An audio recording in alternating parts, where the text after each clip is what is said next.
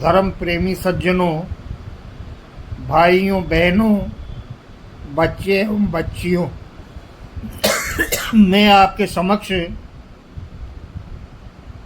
4 video मेरी लिखी हुई किताब के पढ़कर पहले पेश कर चुका हूँ। धर्म के बारे में भ्रांतियाँ मिटे और मुक्ति के संबंध में आवश्यक जानकारी मिले, इसके लिए आज 18 जुलाई 2025 को ये 5वां एपिसोड आपकी सेवा में पेश कर रहा हूँ। सतयुग में मनुष्य परमात्मा की प्राप्ति के लिए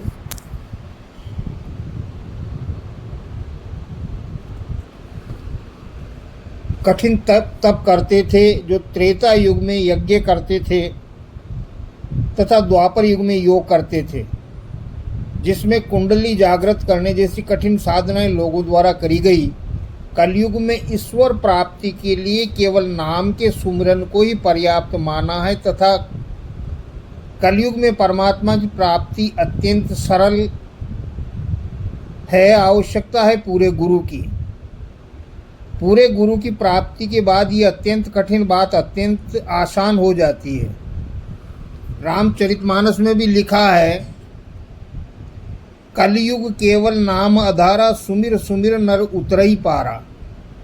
सतलोक से सतपुरुष भगवान अपने प्रतिनिधि के रूप में जिसे जीवात्माओं को लेने के लिए यहाँ भेजते हैं, वह पूरा गुरु होता है। उसे यहाँ से सतलोक तक का ज्ञान होता है। पूरा गुरु समय पूरा होने पर जब वापस सतलोक जाता है तो वह यहाँ उस सतपुरुष मालिक की इच्छा से अपना उत्तराधिकारी नियुक्त कर देता है, जो उसके बाद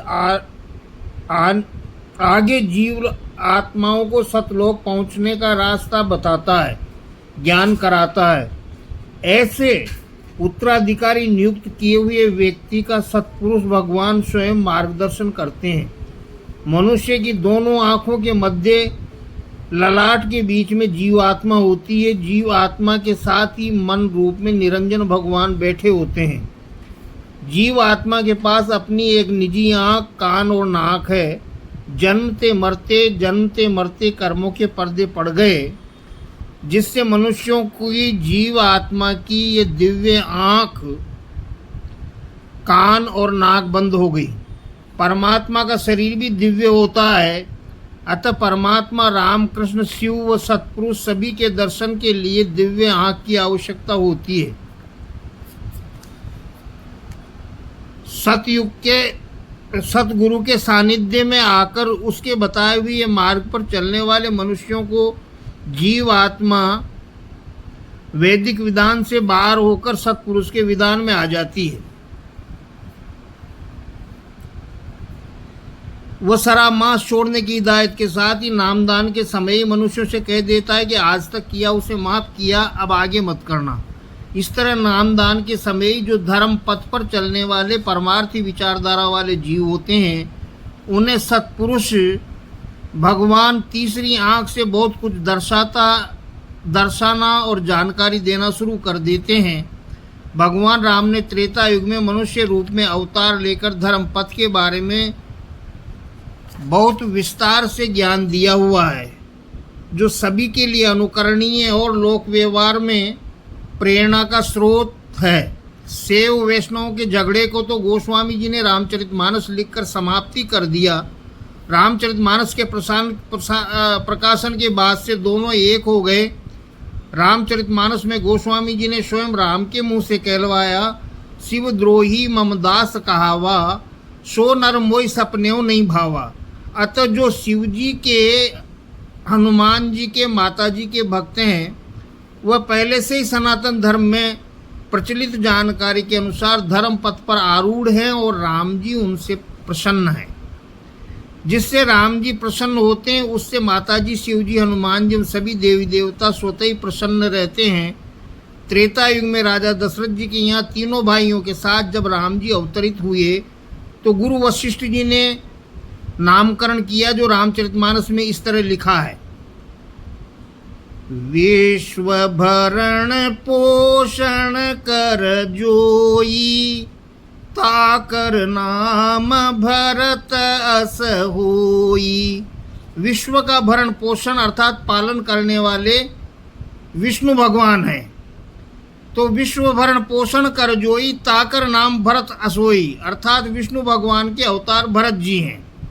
इसके बाद लिखा है, जाके सुमिरन तेरी पुनासा, नाम शत्रुघ्न वेद प्रकाशा। दुश्मन के विनाश के लिए कईयों ने ब्रह्मा जी से शक्तियां प्राप्त करी, जो किसी शस्त्र से नष्ट नहीं होने वाली अचूक शक्तियां थी। ब्रह्मा जी वेदों को प्रकाशित करने वाले, अतः स्पष्ट शत्रुघ्न जी ब्रह्मा जी के अवतार हैं। इसके बाद बालकांड के दोहा नंबर 197 में लिखा है,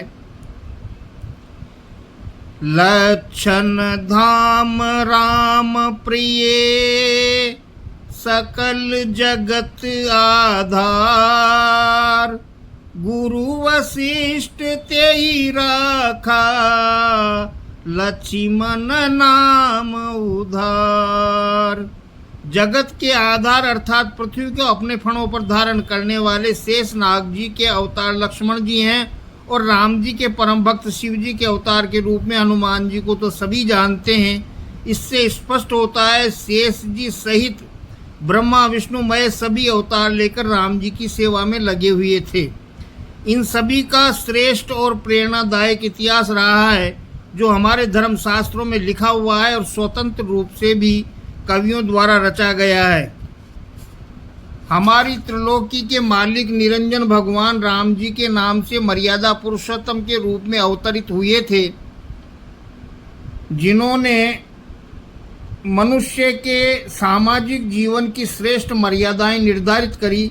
पुत्र का माता पिता के प्रति, भाई का भाई के प्रति, पति पत्नी का आपस में एक दूसरे के प्रति, समाज के प्रति, पति पत्नी का आपस में एक दूसरे के प्रति, समाज के प्रति, गुरुजन के प्रति, राजा का प्रजा के प्रति आदि अनेक प्रकार के श्रेष्ठ आचरण और जीवन मूल्यों की नींव रखी, जो सारे संसार के लिए अनुकरणीय है।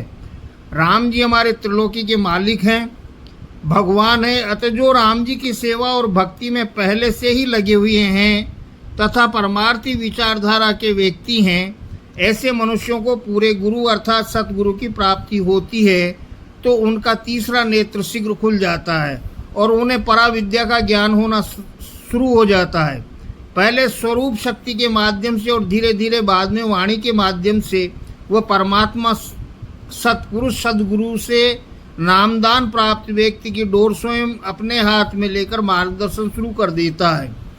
इस तरह भक्तों के लिए पूरा गुरु अर्थात सद्गुरु मिलने पर जीवित अवस्था में ही परमात्मा से साक्षात्कार और पराविद्या का ज्ञान सहज और सरल हो जाता है, क्योंकि ऐसे व्यक्तियों के आधे रास्ते का सफर पहले से ही तय किया हुआ होता है।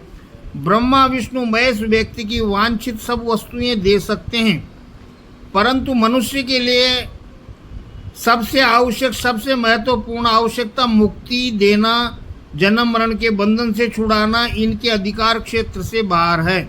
मुक्ति तो स्वयं निरंजन भगवान के अधिकार क्षेत्र में भी नहीं है, परंतु मुक्ति में निरंजन भगवान सहायक अवश्य है। मुक्ति केवल सत्पुरुष भगवान के प्रतिनिधि सद्गुरु के सानिध्य में ही है, मिल सकती है। अतः प्रत्येक मनुष्य को चाहिए कि उस सद्गुरु की खोज करे और मिल जाए तो उसे अपना गुरु बना ले और उसके द्वारा दर्शित मार्ग पर चलना शुरू कर दे। सद्गुरु के माध्यम से सत्पुरुष भगवान मनुष्य को मुक्ति के साथ वह सब दे देते हैं जो ब्रह्मा विष्णु महेश दे सकते हैं। अतः मनुष्य को निजी कल्याण हेतु पूर्व में प्राप्त गुरु जो भले ही वेद और पुराणों की विद्या में प्रवीण एवं पारंगत हो, उसे अपनाए रहने के साथ ही सद्गुरु की प्राप्ति करे और सद्गुरु के प्रति अपने आप को पूर्ण समर्पित कर दे, तो समझो मनुष्य जीवन सार्थक है। धन्यवाद। ये 5वां एपिसोड आपके समक्ष आपकी सेवा में पेश कर दिया। अब अगला एपिसोड 6ठा एपिसोड आपकी सेवा में पेश किया जाएगा और इस तरह से क्रमबद्धता से जानकारी देना सर्वाधिक उचित समझ करके, और मैंने अपनी किताब से ये आपको पढ़ के सुना रहा हूँ, बता रहा हूँ। बाद में किताब भी छपा के प्रकाशित कर दी जाएगी। और बहुतों को जिस तरह से शंका समाधान है, उसके लिए मैंने एक स्पेशल एपिसोड बनाया है। तो उसी स्पेशल एपिसोड को भी आप अवश्य सुन करके और भ्रांतियां दूर कर सकते हो। धन्यवाद।